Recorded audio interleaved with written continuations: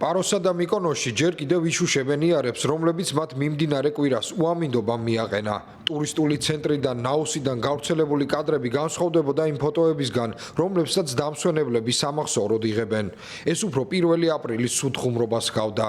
ყველგან ტალახი ნარჩენები, მოტივტივე ავტომობილები იყო. ბერძნები ღელავენ ტურისტულ სეზონთან დაკავშირებით, რომელიც ოფიციალურად 20 დღეზე ნაკლებ დროში იხსნება, თუმცა ქალაქის მერი ოპტიმისტურად არის განწყობილი. ჩვენ ვალდებული ვართ მოვასწროთ ყველაფერი. ამისათვის ბევრი უნდა ვიმუშაოთ. ბიზნესის წარმომადგენლები უკვე ემზადებოდნენ ტურისტული სეზონისთვის. ნაუსაში პრობლემებია მოედნის მიმდებარე ტერიტორიაზე, ასევე ცენტრალურ ნავსადგურში. მაღაზიების წინ ტალახი და წყალია. ზოგიერთ მაღაზიაშიც კი შევიდა წყალი, მაგრამ ჩვენ ძალისხმევას არ ვიშურებთ. მსგავსი ვითარებაა მიკონოშიც, სადაც გადაუღებელი წვიმისა და სეტყვის შედეგად მიმდინარე კვირას 70 მმ ნალექი მოვიდა.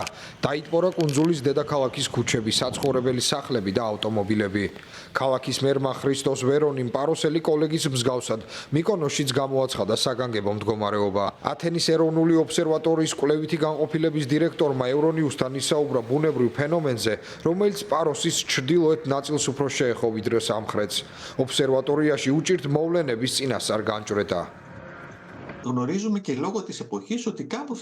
ჩვენ ვიცით, რომ სეზონის გამო გარკვეულ ადგილებში შეგვექმნა პრობლემები და რას ნიშნავს ეს? რაღაც მომენტში იქნება არასტაბილური ვითარება, რომელიც შეიძლება გამოწვეული იყოს ტერიტორიის თავისებურებით, ზღვასთან სიახლოვით, ქართა ნაკადების შერევით. ეს კი თავისთავად წარმოქმნის შტორმის ღრუბლებს.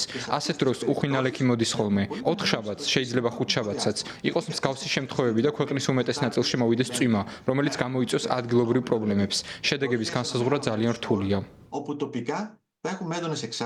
მეტეოროლოგიური სამსახურის ინფორმაციით უამინდობა იქნება კრეტაზე, დოდეკანესის კუნძულებსა და აღმოსავლეთ ეგეოსის ტერიტორიებზეც. ამინდის გაუმჯობესება 3 აპრილიდან ელიან.